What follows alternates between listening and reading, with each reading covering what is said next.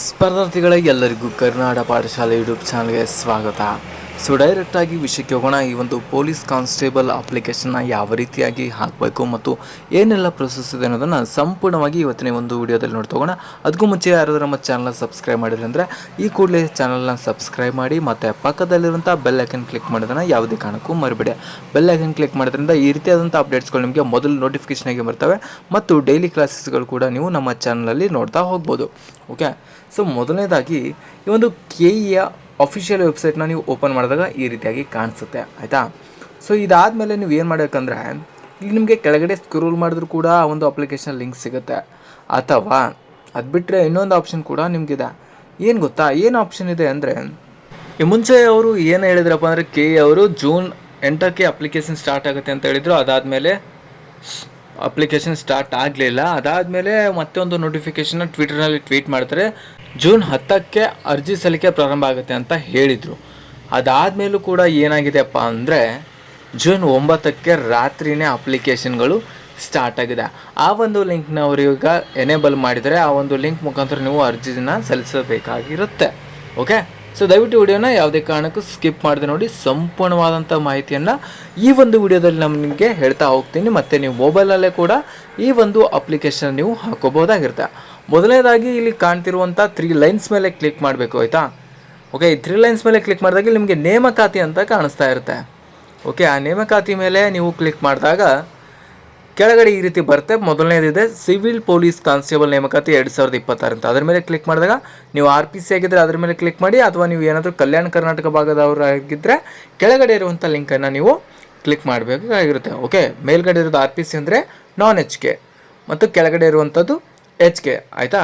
So ಈ ರೀತಿಯಾದಂಥ 2 ಲಿಂಕ್ಗಳಿರ್ತವೆ. ಇಲ್ಲೇ ನೀವು ಡಿಸೈಡ್ ಮಾಡಬೇಕಾಗಿರುತ್ತೆ. ನೀವು HK ಅವರಾಗಿದ್ದರೆ ನೀವು ಎರಡಕ್ಕೂ ಅಪ್ಲೈ ಮಾಡ್ಬೋದು. ಬಟ್ ನೀವೇನಾದರೂ ನಾನ್ HK ಆಗಿದ್ದರೆ ಮೇಲ್ಗಡೆ ಇರುವಂಥ ಲಿಂಕ್ ಮೇಲೆ ಕ್ಲಿಕ್ ಮಾಡಬೇಕಾಗಿರುತ್ತೆ, ಆಯಿತಾ. ಈ ಸಿವಿಲ್ ಪೊಲೀಸ್ ಕಾನ್ಸ್ಟೇಬಲ್ ನೇಮಕಾತಿ RPC ಅಂತ ಇದೆಯಲ್ಲ, ಅದ್ರ ಮೇಲೆ ನೀವು ಇವಾಗ ಕ್ಲಿಕ್ ಮಾಡಬೇಕಾಗುತ್ತೆ. ಕ್ಲಿಕ್ ಮಾಡಿದ್ಮೇಲೆ ನೆಕ್ಸ್ಟ್ ಏನು ಬರ್ತಾ ಅಂತ ನೋಡ್ತಾ ಹೋಗೋದಾದರೆ, ಓಕೆ, ಸೊ ಗಮನಿಸ್ತಾ ಇದ್ರೆ ಆನ್ಲೈನ್ ಅರ್ಜಿ ಸಲ್ಲಿಕೆ ಲಿಂಕ್ RPC ಅಂತ ಬಂದಿದೆ. ಗಮನಿಸ್ತಾ ಇರ್ಬೋದು, ಡೇಟು 9/6/2026 ಅಂತ ಇದೆ. ಅವರು 10/6/2026 ಅಂತ ಹೇಳಿ ಬಟ್ ಇವಾಗ ಓಪನ್ ಆಗಿದೆ. ಸೊ ಆ ಲಿಂಕ್ ಮೇಲೆ ಕ್ಲಿಕ್ ಮಾಡಿದಾಗ ನಿಮಗೆ ಈ ರೀತಿಯಾಗಿ ಬರುತ್ತೆ. ಒಟ್ಟು 5 ಸ್ಟೆಪ್ಸ್ಗಳು ಇರುತ್ತೆ. ಮೊದಲನೇದಾಗಿ ಅಪ್ಲಿಕೇಶನ್ ಹಾಕೋದಂದರೆ submit the application for the Karnataka state police. Next ನಿಮ್ಮ ಫೋಟೋ ಸಿಗ್ನೇಚರ್ ಅಪ್ಲೋಡ್ ಮಾಡೋದು. ಅದಾದಮೇಲೆ ಫೀ ಪೇಮೆಂಟು ಮತ್ತು ನಿಮ್ಮ ಪೇಮೆಂಟ್ ಸ್ಟೇಟಸ್ನ ಚೆಕ್ ಮಾಡೋದಿರುತ್ತೆ. ಫೈನಲ್ ಆಗಿ ಲಾಸ್ಟ್ ಆಪ್ಷನ್ನು ಪ್ರಿಂಟ್ ಮಾಡ್ಕೋದಿರುತ್ತೆ. ಓಕೆ, ನಾನು ಫಸ್ಟ್ ಸ್ಟೆಪ್ ಮೇಲೆ ಕ್ಲಿಕ್ ಮಾಡಿದ್ದೀನಿ. ಇಲ್ಲಿ ನಿಮ್ಮ ಒಂದು SSLC ರಿಜಿಸ್ಟರ್ ನಂಬರ್ನ ನೀವು ಎಂಟ್ರ್ ಮಾಡಬೇಕಾಗಿರುತ್ತೆ. ಓಕೆ, ಸೊ SSLC ರಿಜಿಸ್ಟರ್ ನಂಬರ್ನ ಎಂಟ್ರ್ ಮಾಡಬೇಕಾಗಿರುತ್ತೆ. ಇವಾಗ ನಾನು SSLC ರಿಜಿಸ್ಟರ್ ನಂಬರ್ನ ಎಂಟ್ರಿ ಮಾಡ್ತೀನಿ. ಕರೆಕ್ಟಾಗಿ ಮಾರ್ಕ್ಸ್ ಕಾರ್ಡಲ್ಲಿ ಏನಿದೆ ಅಂತ ಸರಿಯಾಗಿ ನೋಡಿಬಿಟ್ಟು ಎಂಟ್ರಿ ಮಾಡ್ಕೊಳ್ಳಿ. ಅದಾದಮೇಲೆ ನಿಮ್ಮ ಬೋರ್ಡು ಏನಾದರೂ ಸ್ಟೇಟ್ ಬೋರ್ಡ್ ಇದೆ ಅಥವಾ ಬೇರೆ ಬೋರ್ಡ್ ಇದೆ. ಆಲ್ಮೋಸ್ಟು ಎಲ್ಲ ಸ್ಟೂಡೆಂಟ್ಸ್ದು ಸ್ಟೇಟ್ ಬೋರ್ಡೇ ಇರುತ್ತೆ. ಅದಾದಮೇಲೆ ಇಲ್ಲಿ ಪಕ್ಕದಲ್ಲಿ ಕಾಣ್ತಿರುವಂಥ ಈ ಒಂದು ಕ್ಯಾಪೆಚಾನ ಹಾಕಬೇಕಾಗಿರುತ್ತೆ. ಓಕೆ, ಕ್ಯಾಪೆಚ ಹಾಕ್ಬಿಟ್ಟು ನೀವು ಸಬ್ಮಿಟ್ ಅಂತ ಕ್ಲಿಕ್ ಮಾಡಿದ್ಮೇಲೆ ನಿಮಗೆ ಈ ರೀತಿಯಾಗಿ ಬರುತ್ತೆ.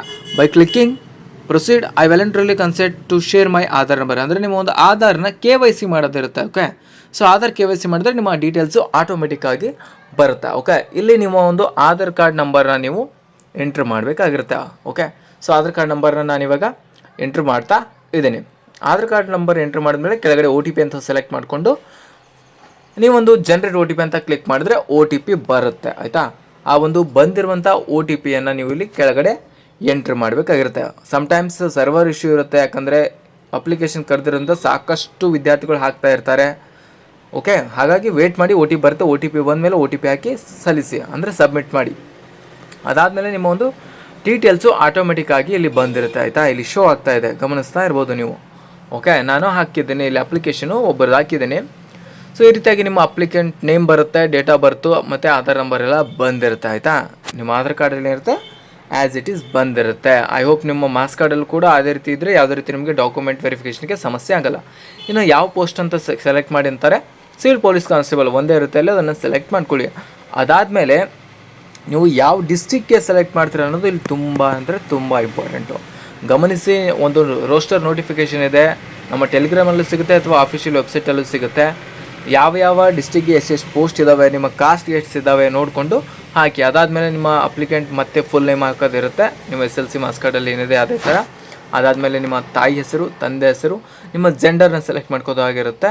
ಅದಾದಮೇಲೆ ರಿಸರ್ವೇಷನ್ ಯಾವ ಕ್ಯಾಟಗರಿಯಲ್ಲಿ ಬರ್ತೀರಾ ನೀವು, general, SC ST category 1 2A 2B ಈ ರೀತಿಯಾಗಿ ನಿಮ್ಮ ಒಂದು ಕ್ಯಾಟಗರಿನ ಸೆಲೆಕ್ಟ್ ಮಾಡ್ಕೊಂಡು ಡೇಟ್ ಆಫ್ ಬರ್ತ್ ಆಟೋಮೆಟಿಕ್ಕಾಗಿ ಬಂದಿರುತ್ತೆ. ನೀವೇನಾದರೂ ಕ್ಯಾಟಗರಿಗಳನ್ನ ಸೆಲೆಕ್ಟ್ ಮಾಡಿದರೆ ಜನರಲ್ ಬಿಟ್ಟು ನಿಮ್ಮ ಒಂದು ಆರ್ ಡಿ ನಂಬರ್ನ ಎಂಟ್ರಿ ಮಾಡಬೇಕಾಗಿರುತ್ತೆ. ಓಕೆ, ಸೊ ಆರ್ ಡಿ ನಂಬರ್ನ ನೀವೇನಾದರೂ ಎಂಟ್ರಿ ಮಾಡಿದ್ದಾದಮೇಲೆ ನಿಮ್ಮ ಒಂದು ಡೀಟೇಲ್ಸಲ್ಲಿ ಆಟೋಮೆಟಿಕ್ಕಾಗಿ ಶೋ ಆಗ್ತಾ ಹೋಗುತ್ತೆ. ಓಕೆ, ಅಥವಾ ನೀವೇನಾದರೂ SC ಅಂತ ಸೆಲೆಕ್ಟ್ ಮಾಡಿದ್ರೆ ಇಲ್ಲಿ ಕೆಳಗಡೆ ನಿಮಗೆ group A, group B, group C ನಿಮ್ಗೆ ಗೊತ್ತಿದೆ ಆಯಿತಾ. ಇದರಲ್ಲಿ SCಯಲ್ಲಿ ABC ಅಂತ ಡಿವೈಡ್ ಮಾಡಿದರೆ ಅದು ಕೇಳುತ್ತೆ. ಇವರಿಗೆ ಏನಪ್ಪ ಅಂದರೆ ತುಂಬಾ ಇಂಪಾರ್ಟೆಂಟು, ನೀವು ಸದ್ಯಕ್ಕೆ ಅಪ್ಲಿಕೇಶನ್ ನೀವೇನಾದರೂ R D number new caste certificate ತೊಗೊಂಡಿದ್ರೆ ಹಾಕ್ಬೋದು. ಇನ್ನೂ ತೊಗೊಂಡಿಲ್ಲ ಅಂದರೆ ಟೈಮ್ ಇದೆ, ಅಪ್ಲೈ ಮಾಡಿ. ನಿಮ್ಮ ABC ಯಾವ್ದು ಬರುತ್ತೆ ಆ ಒಂದು ಕಾಸ್ಟ್ ಸರ್ಟಿಫಿಕೇಟ್ ಆರ್ ಡಿ ನಂಬರೇ ಹಾಕೋದು ಕಡ್ಡಾಯ ಅಂತ ಈಗಾಗಲೇ KE ಅವರು ಹೇಳಿದ್ದಾರೆ ಆಯಿತಾ. ನಿನ್ನೆ ಹಾಕಿರುವಂಥ ನೋಟಿಫಿಕೇಷನ್ ಅಂದರೆ ಟ್ವಿಟರ್ನಲ್ಲಿ ಹಾಕಿರುವಂಥ ನೋಟಿಫಿಕೇಷನಲ್ಲಿದೆ ಕೂಡ, ಅದೇ ರೀತಿ ಆಫಿಷಿಯಲ್ ನೋಟಿಫಿಕೇಷನಲ್ಲೂ ಕೂಡ ಇದೆ.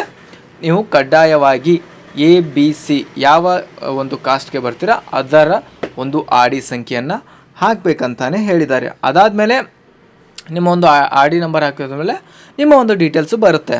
ಆ್ಯಸ್ ಪರ್ ನಿಮ್ಮ ಏನು ಕಾಸ್ಟ್ ಸರ್ಟಿಫಿಕೇಟ್ ಇರುತ್ತೆ ಅದರ ಪ್ರಕಾರ ಒಂದು ಡೀಟೇಲ್ಸ್ ಬರುತ್ತೆ. ಅದಾದಮೇಲೆ date of birth SSLC marks card ಪ್ರಕಾರ ಬಂದಿರುತ್ತೆ. ಅದಾದಮೇಲೆ ಏಜ್ ಎಷ್ಟಿದೆ ಅಂತ ತೋರಿಸ್ತಾರೆ. ನೆಕ್ಸ್ಟು ನಿಮ್ಮ ಒಂದು ಅಡ್ರೆಸ್ನ ಹಾಕಬೇಕಾಗಿರುತ್ತೆ ಇಲ್ಲಿ. ಸೊ ಅಡ್ರೆಸ್ಗಳನ್ನ ಆ್ಯಸ್ ಇಟ್ ಈಸ್ ನಿಮ್ಮ ಆಧಾರ್ ಕಾರ್ಡಲ್ಲಿ ಹಿಂದ್ಗಡೆ ಏನಿದೆ ಅದನ್ನು ನೀವು ಎಂಟ್ರಿ ಮಾಡಿ. ಯಾಕಂದರೆ ನಾಳೆ ದಿವಸ ನಿಮಗೆ ಆರ್ಡರ್ ಕಾಪಿ ಆಗಿರ್ಬೋದು ಅಥವಾ ನಿಮ್ಮನ್ನು ಕಾಂಟ್ಯಾಕ್ಟ್ ಮಾಡೋದಕ್ಕೆ ತುಂಬ ಈಸಿ ಆಗುತ್ತೆ. ಆ್ಯಸ್ ಇಟ್ ಈಸ್ ಏನಿದೆ ನಿಮ್ಮ ಒಂದು ಡೀಟೇಲ್ಸು ಅದನ್ನು ಕರೆಕ್ಟಾಗಿ ಎಂಟ್ರಿ ಮಾಡಿ. ಮತ್ತು ಪಿನ್ ಕೋಡು, ತಾಲೂಕು, ಡಿಸ್ಟಿಕ್ಕು ಎಲ್ಲ ಕರೆಕ್ಟಾಗಿ ಎಂಟ್ರಿ ಆದಮೇಲೆ ನಿಮ್ಮೊಂದು ಪರ್ಮನೆಂಟ್ ಅಡ್ರೆಸ್ಸು ಮತ್ತು ಇವಾಗ ಇರುವಂಥ ಅಡ್ರೆಸ್ ಸೇಮ್ ಇದೆ ಅಂತ ಕೇಳ್ತಾರೆ. ಹೌದು ಅಂದರೆ ಹೌದು ಅಂತ ಕೊಡಿ, ಇಲ್ಲ ಅಂತಂದರೆ ನೋ ಅಂತ ಕೊಟ್ಬಿಟ್ಟು ಮತ್ತೆ ನೀವು ಪ್ರೆಸೆಂಟ್ ಇರುವಂಥ ಅಡ್ರೆಸ್ಸನ್ನು ನೀವು ಹಾಕ್ಬೋದು ಆಯಿತಾ. ಆಲ್ಮೋಸ್ಟ್ ಈ ವಿದ್ಯಾರ್ಥಿಗಳದ್ದು ನೀವು ಏನಾದರೂ ಧಾರವಾಡಲ್ಲಿ ಲೈಬ್ರರಿ ಇದ್ದರೆ ನೀವೇನು ಹಾಕೋಕ್ಕೆ ಹೋಗಬೇಡಿ ನೋ ಅಂತ. ಆ್ಯಸ್ ಇಟ್ ಈಸ್ ಪರ್ಮನೆಂಟು ಮತ್ತು ಇರುವಂಥ ಅಡ್ರೆಸ್ ಸೇಮ್ ಅಂತಲೇ ಹಾಕಿ, ಯಾಕಂದರೆ ನಿಮ್ಮ ಮನೆಗೆ ಬರಬೇಕದು ಲೆಟ್ರು.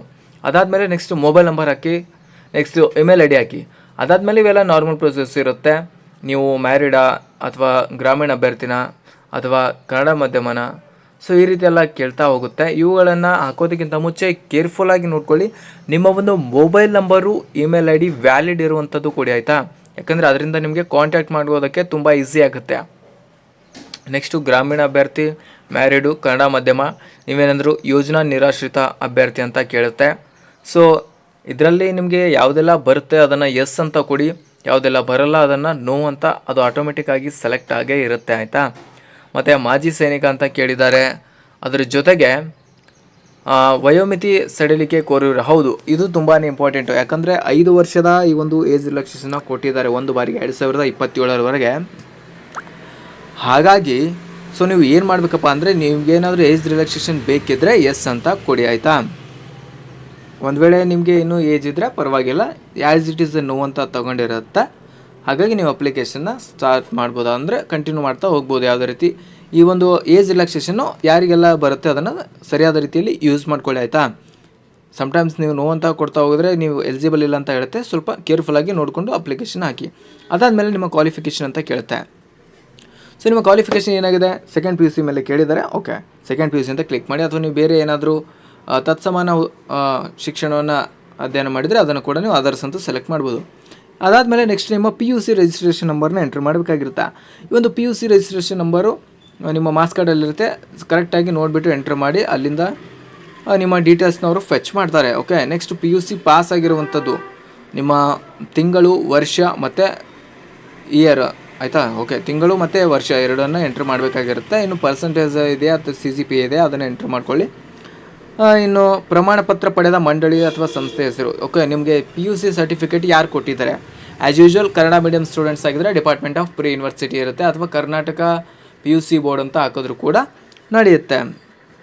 ನೆಕ್ಸ್ಟು ನೀವು ರಾಜ್ಯ ಅಥವಾ ಕೇಂದ್ರ ಸರ್ಕಾರಿ ಸೇವಕರಾಗಿದ್ದೀರಾ, ಹೌದು ಅಂತ ಇದ್ದರೆ ಹೌದು ಅಂತ ಹಾಕಿ, ಅಲ್ಲಿಗೆ ಡೀಟೇಲ್ಸ್ ಕೇಳುತ್ತೆ ಏನೆಲ್ಲ ಇದೆ ಅಂತ ಅದನ್ನು ಹಾಕಿ. ಇಲ್ಲಾಂದರೆ ನೋ ಅಂತ ಕೊಟ್ಟರೆ ಯಾವುದೇ ರೀತಿ ತೊಂದರೆ ಇಲ್ಲ, ಜಸ್ಟ್ ಮುಂದೆ ಹೋಗುತ್ತೆ. ಅದಾದಮೇಲೆ ನಿಮ್ಮ ಆಧಾರ್ ಕಾರ್ಡ್ದು 4 ಡಿಜಿಟ್ ನಂಬರ್ ಹಾಕಬೇಕಾಗಿರುತ್ತೆ. ಓಕೆ, ನೆಕ್ಸ್ಟ್ ನೀವೇನಾದರೂ ಸರ್ವಿಸಲ್ಲಿ ಇದ್ದೀರಾ, CR, DR, KSRP ಅಂತ ಇದೆ, ಅದನ್ನು ನೀವು ನೋ ಅಂತ ಕೊಡಿ. ಸಪೋಸ್ ಯಾರಾದರೂ ಸರ್ವಿಸಲ್ಲಿ ಇರೋರು ಅಪ್ಲೈ ಮಾಡಿದರೂ ಕೂಡ ಎಸ್ ಅಂತ ಕೊಟ್ಬಿಟ್ಟು ನಿಮ್ಮ ಒಂದು ಡೀಟೇಲ್ಸನ್ನು ನೀವು ಹಾಕಬೇಕಾಗಿರುತ್ತೆ. ಓಕೆ, ನಿಮ್ದು ಏನಾದರೂ ಎಸ್ ಅಂತ ಕೊಟ್ಟರೆ 5 ವರ್ಷ ಸರ್ವಿಸ್ ಆಗಿದೆ ಅಂತ ಎಲ್ಲ ಕೇಳುತ್ತೆ. ಓಕೆ, ಅಂದರೆ ನೀವು ಎಸ್ ಕೊಟ್ಟಾಗ ನಿಮ್ಮ ಡೀಟೇಲ್ಸ್ ಜಾಸ್ತಿ ಎಂಟ್ರ್ ಮಾಡ್ತಾ ಹೋಗಬೇಕಾಗಿರುತ್ತೆ. ಯಾಕಂದರೆ ಎಸ್ ಕೊಟ್ಟಿದಾಗ ನಿಮ್ಮ ಡೀಟೇಲ್ಸು ಅವರಿಗೆ ಫೆಚ್ ಆಗಬೇಕಲ್ಲ. ನೀವು ಪ್ರೆಸೆಂಟ್ ಏನು ವರ್ಕ್ ಮಾಡ್ತೀರಾ ಏನಿಲ್ಲ ಎಲ್ಲ ಗೊತ್ತಾಗಬೇಕಂದ್ರೆ ನೀವು ಒಂದು ಡೀಟೇಲ್ಸ್ನ ಎಂಟ್ರ್ ಮಾಡಲೇಬೇಕಾಗಿರುತ್ತೆ.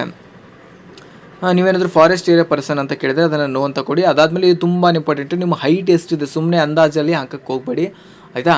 ನಿಮ್ಮ ಹೈಟು ಎಷ್ಟಿದೆ ಎಕ್ಸಾಕ್ಟಾಗಿ ಅಳತೆ ಮಾಡ್ಕೊಳ್ಳಿ. ಅಥವಾ ಗೊತ್ತಿಲ್ಲ ಅಂದರೂ ಕೂಡ 1-2 ದಿವಸ ವೇಟ್ ಮಾಡಿ ಎಲ್ಲಾದರೂ ಹೋಗಿ ಹಾಸ್ಪಿಟಲು ಅಥವಾ ಈ ಒಂದು ಫಿಸಿಕಲ್ ಪ್ರಾಕ್ಟೀಸ್ ಮಾಡ್ತಿರುವಂಥ ಏರಿಯಾಗಳಲ್ಲೆಲ್ಲ ಹೋಗ್ಬಿಟ್ಟು ಚೆಕ್ ಮಾಡ್ಕೊಳ್ಳಿ ನಿಮ್ಮ ಹೈಟ್ ಎಷ್ಟಿದೆ, ನಿಮ್ಮ ಚೆಸ್ಟ್ ಎಷ್ಟಿದೆ ಅದನ್ನು ನೋಡ್ಕೊಂಡ್ಬಿಟ್ಟು ಎಂಟ್ರಿ ಮಾಡಿ. ಓಕೆ, ನೀವು ಮತ್ತು ತುಂಬ ಇಂಪಾರ್ಟೆಂಟು ಕನ್ನಡ ಸಬ್ಜೆಕ್ಟ್ನ ಪಾಸ್ ಮಾಡಿದ್ರೆ ಅಂತ ಕೇಳಿದ್ದಾರೆ ಇಲ್ಲಿ. SSLC PUC ಅಥವಾ ಎನಿ ಹೈಯರ್ ಲೆವೆಲಲ್ಲಿ ಹೌದು ಅಂತ ಕೊಡಿ ಆಯಿತಾ. ಯಾಕಂದರೆ ನೀವು ಕಡ್ಡಾಯ ಕನ್ನಡ ನಿಮಗೆ ವಿನಾಯಿತಿ ಸಿಗುವಂಥ ಸಾಧ್ಯತೆ ಇರುತ್ತೆ. ಅಥವಾ ನೀವು ಕಡ್ಡಾಯ ಕನ್ನಡ ಪರೀಕ್ಷೆ ಬರೆದು ಕೂಡ ನಿಮಗೆ ವಿನಾಯಿತಿ ಸಿಗುತ್ತೆ. ಈ ಹಿಂದೆ ನಡೆದ VA ಎಕ್ಸಾಮ್ ಅಥವಾ KE ನಡೆಸಿದ ಬೇರೆ ಯಾವುದಾದ್ರೂ ಕಡ್ಡಾಯ ಕನ್ನಡ ಎಕ್ಸಾಮ್ ಬರೆದಿದ್ರೆ ನಿಮಗೆ ಅದರಲ್ಲಿ ವಿನಾಯಿತಿ ಸಿಗುತ್ತೆ. Next option have you passed the compulsory Kannada examination from KE ಅಂತ ಇದೆ. ನೀವೇನಾದರೂ ಈ ಹಿಂದೆ ನಡೆದ KE ಎಕ್ಸಾಮ್ಸ್ ಏನಾದರೂ ಬರೆದಿದ್ದರೆ ಎಸ್ ಅಂತ ಕೊಟ್ಬಿಟ್ಟು ನಿಮ್ಮ ಒಂದು ಅಪ್ಲಿಕೇಶನ್ ನಂಬರು ಮತ್ತು ಡೇಟ್ ಹಾಕಬೇಕಾಗಿರುತ್ತೆ ಆಯಿತಾ. ಈ ಹಿಂದೆ ಬರೆದಿರುವಂಥ ಈ ಒಂದು ಕಡ್ಡಾಯ ಕನ್ನಡ ಪರೀಕ್ಷೆ ಏನಿದೆ KE ಅವರು ನಡೆಸಿರುವಂಥದ್ದು ಅದರಲ್ಲಿ ನೀವೇನಾದರೂ ಪಾಸ್ ಆಗಿದ್ದರೆ ಈ ಒಂದು ಆಪ್ಷನ್ ಯೂಸ್ ಮಾಡ್ಕೊಳ್ಳಿ. ಮತ್ತೆ ನಿಮಗೆ ಕಡ್ಡಾಯ ಕನ್ನಡ ಪರೀಕ್ಷೆ ಬರೆಯುವಂಥ ಅವಶ್ಯಕತೆ ಇರೋದಿಲ್ಲ. ಸೊ ಇದೆಲ್ಲ ಆದಮೇಲೆ ಕೆಳಗಡೆ ಒಂದು ಡಿಕ್ಲರೇಷನ್ ಇರುತ್ತೆ. ಆ ಡಿಕ್ಲರೇಷನ್ ಬಾಕ್ಸ್ನಲ್ಲಿ ನೀವು ಚೆಕ್ ಬಾಕ್ಸ್ ಮೇಲೆ ಕ್ಲಿಕ್ ಮಾಡಿದಾಗ ಕೆಳಗಡೆ ಇರುತ್ತೆ, ಅಂದರೆ ನಾನು ಯಾವುದೇ ರೀತಿ ಫೇಕ್ ಡಾಕ್ಯುಮೆಂಟ್ಸು ಅದು ಇದು ಹಾಕಿರಲ್ಲ ಅಂತ. ಓಕೆ, ಅದನ್ನು ನೀವು ಪ್ರಿವ್ಯೂ ಅಂತ ಕೊಡಬೇಕಾಗಿರುತ್ತೆ. ಪ್ರಿವ್ಯೂ ಕೊಟ್ಟಮೇಲೆ ನಿಮ್ಮ ಒಂದು ಡೀಟೇಲ್ಸು ಇಲ್ಲಿ ಶೋ ಆಗ್ತಾ ಹೋಗುತ್ತೆ. ಕಂಪ್ಲೀಟಾಗಿ ನೀವು ಏನೇನು ಎಂಟ್ರ್ ಮಾಡಿದರೆ ಎಲ್ಲ ಡೀಟೇಲ್ಸು ಇಲ್ಲಿ ಶೋ ಆಗುತ್ತೆ. ಒಂದು ವೇಳೆ ಅದೇನಾದರೂ ಕರೆಕ್ಟ್ ಇದ್ದರೆ ಸರಿಯಾಗಿ ನೋಡ್ಕೊಳ್ಳಿ. ಕಂಪ್ಲೀಟಾಗಿ ನಿಮ್ಮ ಒಂದು ಎಲ್ಲ ಡೀಟೇಲ್ಸ್ನ ನೋಡ್ಕೊಂಬಿಟ್ಟು ಸರಿಯಾಗಿದ್ದರೆ ಕೆಳಗಡೆ ಇಲ್ಲಿ ಕ್ಯಾಪಚಾ ಹಾಕಬೇಕಾಗಿರುತ್ತೆ. ಮತ್ತು ಫೀಸ್ ಎಷ್ಟು ಅಂತ ತೋರಿಸ್ದೆ. ಆ ಒಂದು ಕ್ಯಾಪಚಾ ಹಾಕಿಬಿಟ್ಟು ನೀವು ಸಬ್ಮಿಟ್ ಅಂತ ಕ್ಲಿಕ್ ಮಾಡಬೇಕಾಗಿರುತ್ತೆ. ಸಬ್ಮಿಟ್ ಅಂತ ನೀವೇನಾದರೂ ಕ್ಲಿಕ್ ಮಾಡಿದಾಗ ನಿಮಗೆ ಒಂದು ಅಪ್ಲಿಕೇಶನ್ ನಂಬರ್ ಬರುತ್ತೆ ಆಯಿತಾ. ಅಥವಾ ಕೆಲವೊಂದು ಬಾರಿ ಸರ್ವರ್ ಸಮಸ್ಯೆ ಇದ್ದರೆ ಈ ರೀತಿಯಾಗಿ ಕೂಡ ನಿಮಗೆ ಸಮಸ್ಯೆ ಕಾಣ್ಬೋದು, ಪರವಾಗಿಲ್ಲ. ಮತ್ತು ನೀವು ಅಪ್ಲೈ ಮಾಡೋದಕ್ಕೆ ಟ್ರೈ ಮಾಡಿ, ನಿಮಗೆ ಒಂದು ಅಪ್ಲಿಕೇಶನ್ ನಂಬರು ಬರುತ್ತೆ. ಅದರಿಂದ ನೀವು ನಿಮ್ಮ ಫೋಟೋ ಮತ್ತು ಸಿಗ್ನೇಚರ್ನ ಅಪ್ಲೋಡ್ ಮಾಡ್ಬೋದಾಗಿರುತ್ತೆ. ಅಪ್ಲಿಕೇಶನ್ ನಂಬರು ನಿಮಗೆ SMS ಮುಖಾಂತರ ಬಂದಿರುತ್ತೆ. ಒಂದು ವೇಳೆ ಬಂದಿಲ್ಲ ಅಂದರೆ ನೀವು ಪ್ರೀವಿಯಸ್ಸಲ್ಲಿ ಸಬ್ಮಿಟ್ ಕೊಟ್ಟಾಗ ಅಲ್ಲಿ ಡಿಸ್ಕಾಪಲ್ಲಿ ಅಥವಾ ನಿಮ್ಮ ಮೊಬೈಲಲ್ಲಿ ಶೋ ಆಗಿರುತ್ತೆ. ಅದನ್ನು ನೀವು ನೋಟ್ ಮಾಡಿ ಇಟ್ಕೋಬೇಕಾಗಿರುತ್ತೆ. ಆ ಒಂದು ಅಪ್ಲಿಕೇಶನ್ ID ಹಾಕಿಬಿಟ್ಟು ಇಲ್ಲಿ ನಿಮ್ಮ ಫೋಟೋ ಮತ್ತು ಸಿಗ್ನೇಚರ್ನ ಅಪ್ಲೋಡ್ ಮಾಡ್ಬೋದಾಗಿರುತ್ತೆ. ಇಲ್ಲಿ ಅಪ್ಲಿಕೇಶನ್ ID ಮತ್ತು ನಿಮ್ಮ ಡೇಟ್ ಆಫ್ ಬರ್ತ್ನ ಎಂಟ್ರ್ ಮಾಡಬೇಕಾಗಿರುತ್ತೆ. ಅದಾದಮೇಲೆ ನೀವು ನೆಕ್ಸ್ಟ್ ಪ್ರೊಸೆಸ್ಗೆ ಹೋಗೋದಕ್ಕೆ ಅವಕಾಶ ಇರುತ್ತೆ. ನಾನು ಇವಾಗ ಅಪ್ಲಿಕೇಶನ್ IDನ ಎಂಟ್ರ್ ಮಾಡ್ತಾ ಇದ್ದೀನಿ ಸದ್ಯಕ್ಕೆ. ಓಕೆ, ಸೊ ಸರ್ವರ್ ಸಮಸ್ಯೆ ಇರೋದರಿಂದ ಅಪ್ಲಿಕೇಶನ್ ID ನನಗೆ ಇನ್ನೂ ಬಂದಿರೋದಿಲ್ಲ. ಹಾಗಾಗಿ ನಾನು ನಿಮಗೆ ಪ್ರೊಸೆಸ್ನ ಹೇಳ್ತಾ ಹೋಗಿದ್ದೀನಿ. ಇಲ್ಲಿ ಅಪ್ಲಿಕೇಶನ್ ID ಹಾಕಿಬಿಟ್ಟು ಡೇಟ್ ಆಫ್ ಬರ್ತ್ ಹಾಕಿಬಿಟ್ಟು ಕೆಳಗಡೆ ಕಾಣ್ತಿರುವಂಥ ಕ್ಯಾಪ್ಚನ್ ಹಾಕಿಬಿಟ್ಟು ಸಬ್ಮಿಟ್ ಕೊಟ್ಟಾಗ ಒಂದು ಆಪ್ಷನ್ ಓಪನ್ ಆಗುತ್ತೆ. ಅಲ್ಲಿ ನಿಮ್ಮ ಒಂದು ಫೋಟೋ ಮತ್ತು ಸಿಗ್ನೇಚರ್ ಅಪ್ಲೋಡ್ ಮಾಡ್ಬೋದಾಗಿರುತ್ತೆ. ನೆಕ್ಸ್ಟು ಅದು ಅಪ್ಲೋಡ್ ಆದಮೇಲೆ ಸಬ್ಮಿಟ್ ಕೊಟ್ಟಾದಮೇಲೆ next third step fee payment ಅಂತ ಇರುತ್ತೆ. ಇಲ್ಲಿ ಕೂಡ ಮತ್ತೆ ಅಪ್ಲಿಕೇಶನ್ ID ನಂಬರ್ನ ಹಾಕಿಬಿಟ್ಟು ಕೆಳಗಡೆ ನಿಮ್ಮ ಡೇಟ್ ಆಫ್ ಬರ್ತ್ನ ಹಾಕಿಬಿಟ್ಟು ಕ್ಯಾಪ್ಚಾ ಹಾಕಿ ಸಬ್ಮಿಟ್ ಕೊಟ್ಟಾಗ ಫೀ ಪೇ ಮಾಡೋದಕ್ಕೆ ನಿಮಗೆ ಅವಕಾಶ ಸಿಗುತ್ತೆ. ಅಲ್ಲಿಂದ ನೀವು ಫೀಸನ್ನು ಪೇ ಮಾಡಬೇಕಾಗಿರುತ್ತೆ.